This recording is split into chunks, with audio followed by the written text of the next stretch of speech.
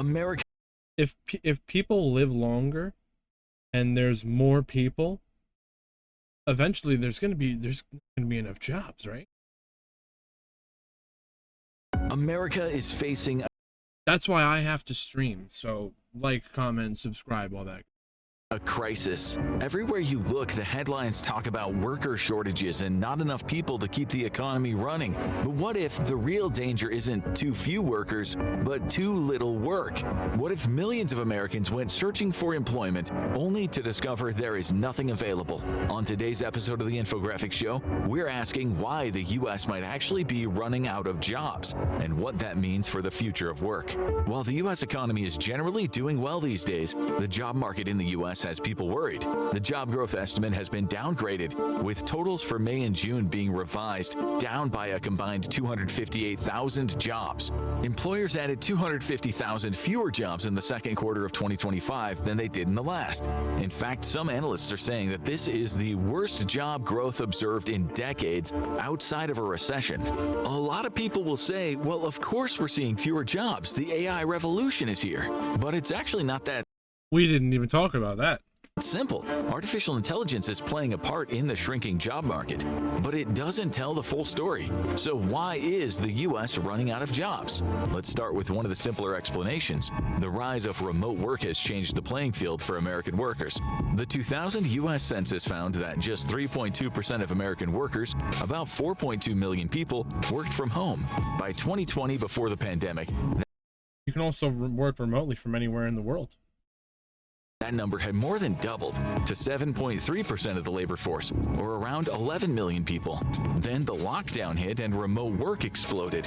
In only a year, the share of Americans working from home soared to 17.9% by 2021. While some did eventually transition back to part-time or full-time office jobs, many never did. Since the end of 2023, 13.8% of workers are still fully remote. Now, for tax and other reasons, some companies can't hire remote workers outside of the U.S., but a fair amount can, leading to U.S. workers suddenly competing not only with similarly skilled workers around the country, but similarly skilled workers globally. According to Revelio Labs, global companies with U.S. headquarters have been hiring international workers at a much faster rate than domestic workers. Between 2019 and 2025, the number of onshore workers grew by 16.7%. I wonder how that works with the minimum wage and all that. I guess it's where the company is based out of. But even if they're making the more complicated position, they might work for less from.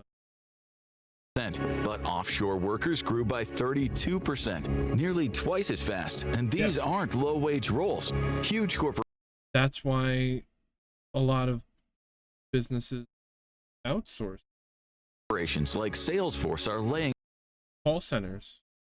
off high-paid staff in their Bay Area offices in favor of international talent. While only 5% of companies were open to hiring international remote workers in 2019, by the end of 2020, that number had jumped to 10%.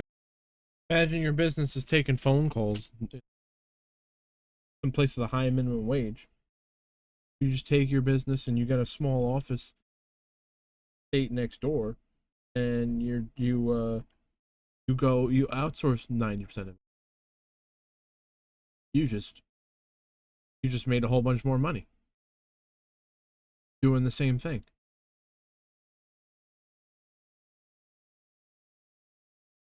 In 2022, companies seemed even more willing to hire globally, with a State of Global Hiring report finding that 64% of U.S. companies were either expanding international hiring or planning to.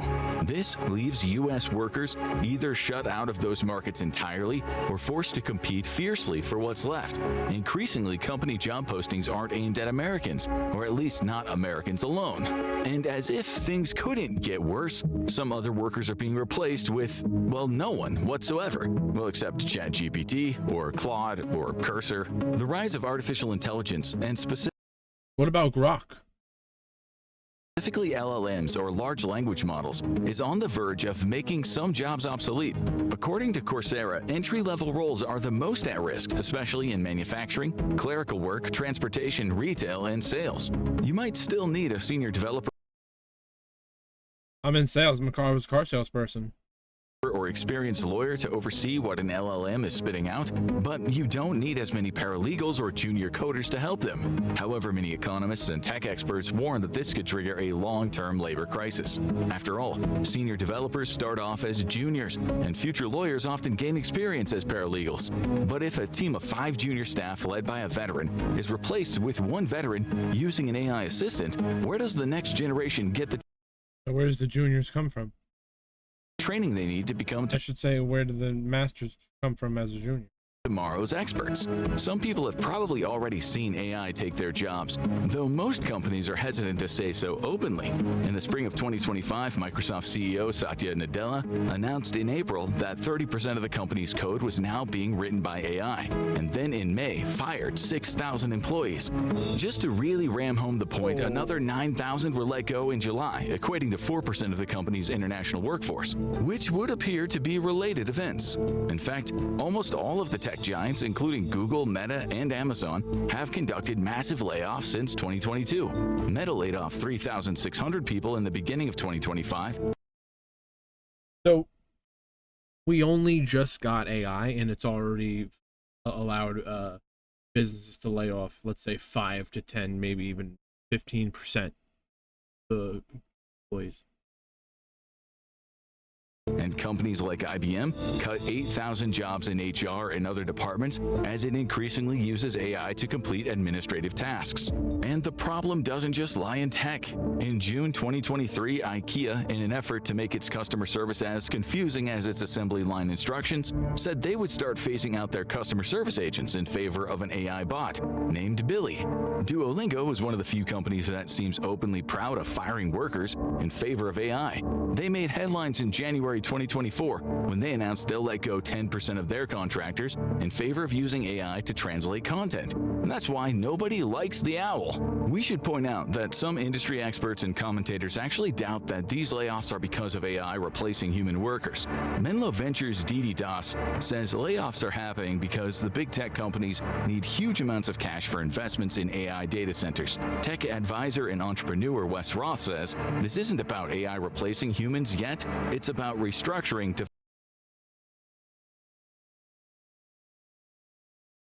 They're taking the money, put it into the AI, so that AI can perform better. Investing into itself. fund AI initiatives. However, even if this is the case, it still means that some of the world's biggest companies are betting more on an AI-led future rather than on their own experienced workers. That's bad news for future generations, and some of them already sense it. There's always a slight gap between unemployment rates for all college graduates and those for recent college graduates, but at the beginning of 2025, the gap has been getting unnaturally big for an economy not in recession. According to the New York Federal Reserve, labor conditions have deteriorated noticeably. While the unemployment rate for all college graduates is 2.7%, the rate for recent college graduates, 22 to 27 years old, was 5.8% in March 2025. That is higher than the general unemployment rate of 4.2%. It doesn't even matter how good of a school you go to. Harvard Business School told the Wall Street Journal that 23% of its MBAs actively looking for work were still And that's after going to Harvard. unemployed 3 months later. While that may not sound like a long time, it is surprising for graduates coming from one of the most prestigious universities in the world. Many tech experts have justifiable questions about how useful LLMs are without human oversight, and if they can really outright replace human labor. But at the end of the day, if managers are convinced AI can do a better job, regardless of how true it is or not, people are going to get fired.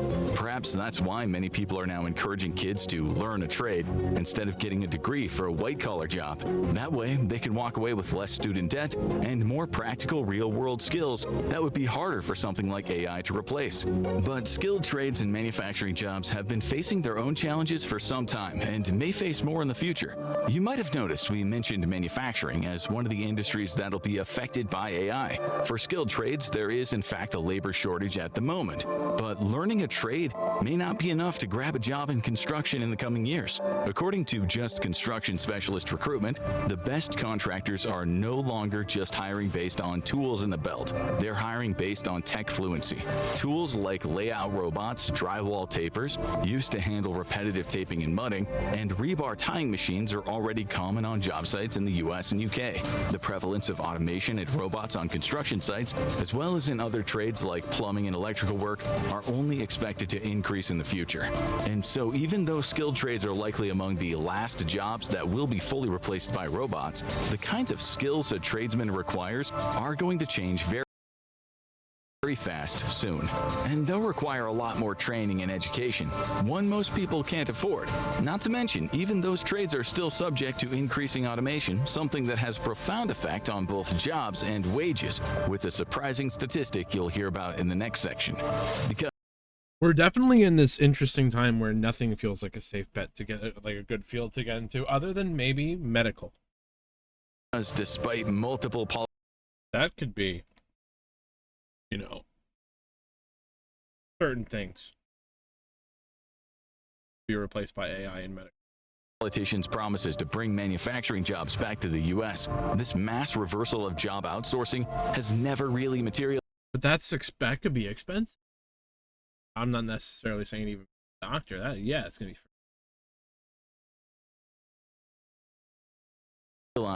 Jobs were outsourced in the first place because of lower labor costs abroad, as well as the U.S.'s growing deficit with major manufacturing countries. The Economic Policy Institute estimated that a growing trade deficit with China cost 3.7 million U.S. jobs between 2001 and 2018. Even if the U.S. raised import costs and cut domestic wages enough to make factory workers competitive with cheap foreign labor, it still wouldn't solve the problem. Outsourcing might have taken away U.S. manufacturing jobs, but now something else has replaced them entirely: automation.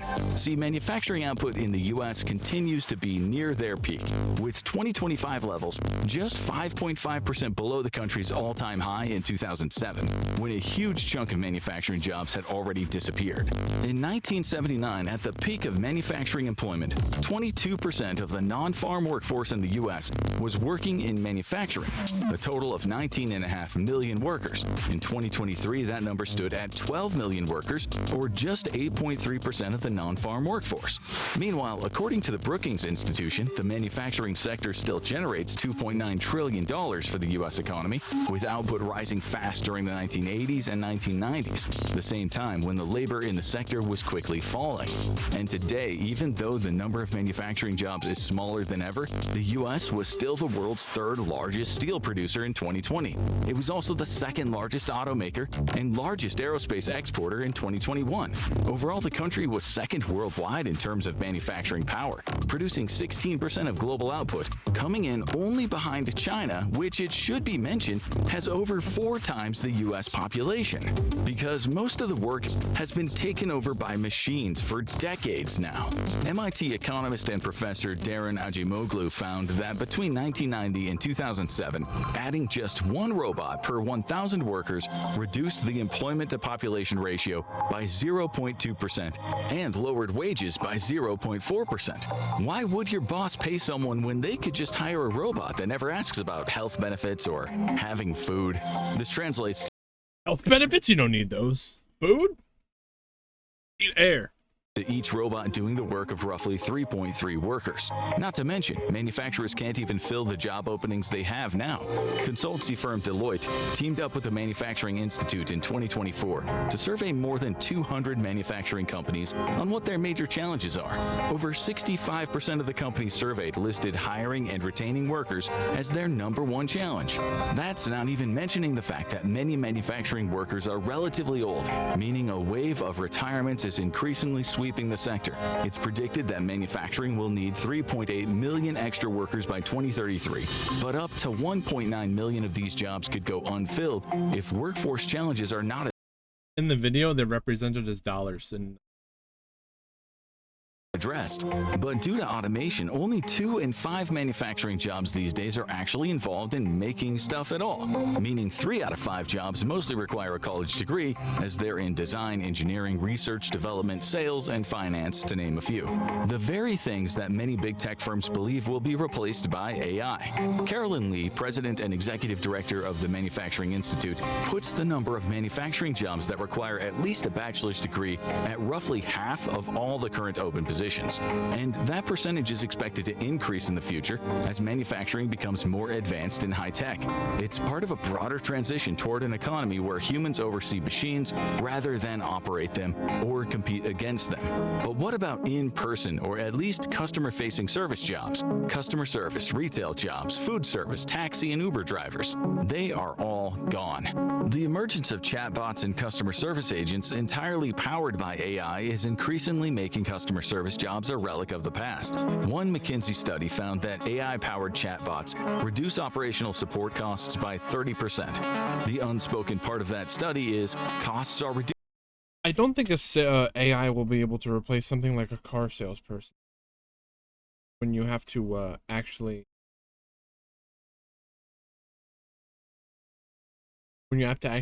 do the selling or negotiating. You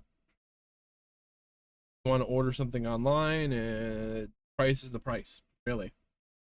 There's no back and forth. Walmart, you just go there, you buy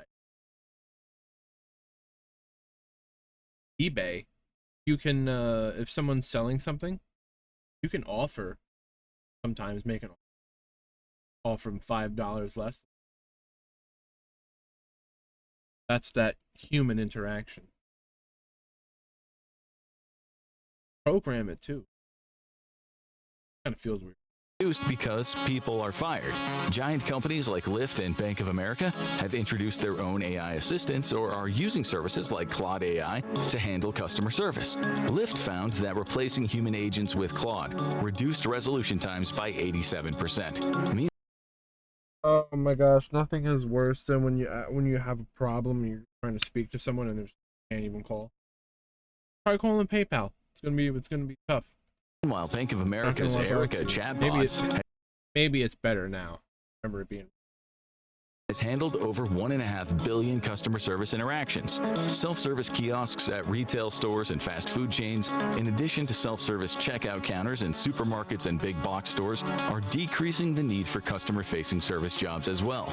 According to RestroWorks, the number of restaurant kiosks installed worldwide between 2021 and 2023 increased by 43%, reaching 350,000 installations, over 1/5 of them in the United States.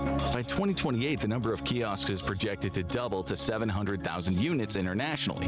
In fact, according to Oysterlink, 30% of fast food locations in the U.S. already use self-service kiosks in 2025, and that number is expected to increase to 50% by 2026.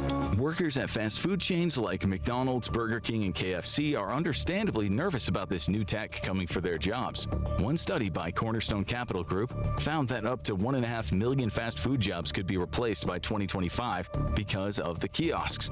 But as of August 2025, the swaths of job losses haven't really materialized in the way that people thought. Fast food employees have been mostly shuffled around to other roles, but considering that the surge in this tech's use has been relatively recent, anxieties remain about the future. As far as taxi drivers or even truckers go, the coming years are looking pretty grim for them as well. Companies like Waymo have already rolled out fully automated robo-taxis to shuttle people around. A white paper on autonomous driving by the World Economic Forum predicts that by 2035, fleets of robotaxis will be operating in anywhere from 40 to 80 cities, mostly within the US and China. These driverless vehicles are also set to transform the entire sector of trucking and logistics. The same paper estimates that by 2035, being a truck driver it still is very well respected. It used to be a really great career that people would say, oh wow, yeah, I'm gonna drive a truck across the country, see the world, whatever, see the landscape, and people would take care of their families on that. Now that's gonna be gone. For mid-distance hub-to-hub routes, autonomous trucks will make up 29% of new purchases in the United And then I have to drive on the road with the clankers? States and around 26% in Europe. After all, robo-trucks, unlike truck drivers, don't need to rest, stop to eat, or get tired while driving. And most importantly for the companies that employ them, they don't need to get paid, after the initial purchase of the technology at least. Maybe all of this tech and automation is why some companies these days are experiencing rapid growth and increasing profits without hiring humans at all. In fact, many are letting their highly experienced employees go. According to Live Data Technologies, U.S. public companies have reduced their white-collar workforce by 3.5% between 2022 and 2025. The highest performing companies are even more convinced of the philosophy, less is more. 20% of S&P 500 companies have shrunk between 2015 and 2025 while maintaining or even improving their financial status. While the future is creating more jobs in sectors like tech and green energy, these positions are fewer in number. They're also more specialized and often require advanced degrees or niche skills. For most people, that means high costs or student debt. So what happens when millions of Americans are willing to work, but the system just doesn't need them? Some argue that a laborless future is actually kind of great. Let AI and the robots do the work for us. All we need is a universal basic income to keep people at a decent standard of living, and we'll be set for life. We can spend more time with our friends and family, learning to make pasta from scratch, and finally becoming fluent in French, or just Where does the money come from, though? watching Netflix and playing Stardew Valley all day. Whatever works. But Universal Basic Income, or UBI, has some major issues, mainly the unlikelihood it will ever be done. People who are against the implementation of UBI argue that it would disincentivize people to work. However, we're talking about a theoretically jobless future here, so that argument isn't as relevant. The more relevant issue is that instituting a UBI would be expensive. Mark Jaffe, visiting fellow at the California Policy Center, estimated that just a $2,000 UBI per head of household in the U.S. would cost around $2.3 trillion a year. Even if all federal, state, and local assistance programs meant to help the poor were eliminated, as the UBI would theoretically be taking care of all those needs, that only eliminates $810 billion in funding. That means a relatively low UBI would still require an extra $1.4 trillion a year in the budget. And that is not even touching the fact that in a country where the average rent alone is about $2,100 per month, no household can survive on $2,000 per month. So to institute a UBI that would actually keep entire families afloat, never mind thriving, would require trillions the country doesn't have. And in a jobless future, the US will have even less of a budget for such ideas. Since no one will be working, no one will be taxed. What earned income can the federal government tax if the majority of people aren't collecting paychecks? In theory, the government could respond by heavily taxing the multimillionaires, billionaires, and corporations enriched by an AI-powered, fully automated economy, but in practice that seems unlikely. The top marginal tax rate has fallen from 92% in 1953 to just 37% in 2023, according to the Tax Policy Center. Today, anyone earning over 7% in This is obviously a problem, so maybe it should be somewhere in the middle. 2023, according to the Tax Policy Center. Today, anyone earning over $609,000 pays only 37% on income above that threshold, and politicians Dude, Cushy, how are we getting paid, bro? I don't know, dude. That's why we got to start streaming really hard, and everyone's got to like, comment, subscribe. show little appetite We're gonna figure it out. Everyone else, I don't know. for taxing the same wealthy donors who fund their campaigns. So, in sum, a universal basic income is a non-starter. Will we redefine what counts as a job? It's hard to imagine how. Yeah. Automation now threatens everyone, from blue-collar factory workers to some of the highest-paid professionals. More likely, a huge portion of the population will simply be left behind, forgotten by an economy and society that no longer has a place for them, despite doing everything they were supposed to do. And what happens then, besides mass unemployment and poverty? First of all, a lot of the companies that got rich off of firing almost all of their human workers and replacing them with machines are going to face serious challenges. No one will have the money to That's right. Soon, people are gonna have a lot of time on their hands to be watching streams. It's gonna be like the lockdown again. buy their products and use their services. If huge employers like Amazon, Walmart, and Apple replace over 90% of Except you're locking down from the riots that are outside. their human workforce with machines, who is going to buy books off of Amazon, or clothes, or toys, or an iPhone? And history has shown that a generation of poor, angry young people with no future and few elites becoming trillionaires rarely ends well for anyone. While the US might be running out of jobs, some people are making their exits unforgettable. Check out Most Epic Ways People Quit Their Jobs, funny true stories, to see just how creative quitting can. If anyone said anything good.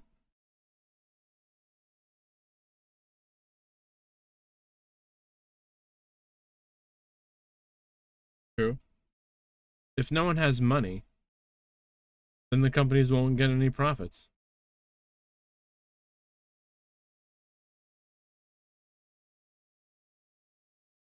I wonder how that'll turn.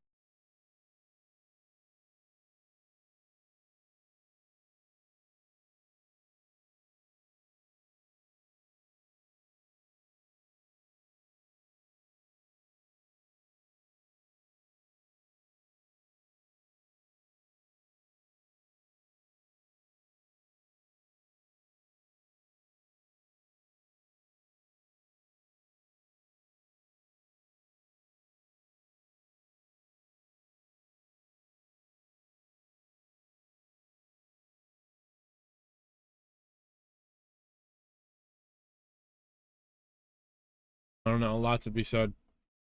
Doesn't look good though.